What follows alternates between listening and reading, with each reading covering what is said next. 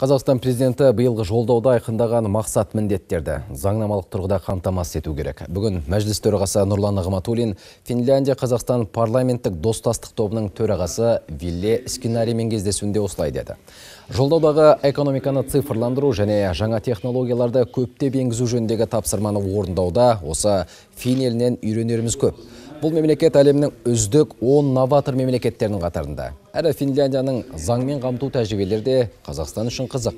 Осыны тілге тиек еткен мәжіліс төрағасы Қазақстан-Финляндия парламентаралық ынтымақтастығы оң нәтижесін беретініне сенім білдірді.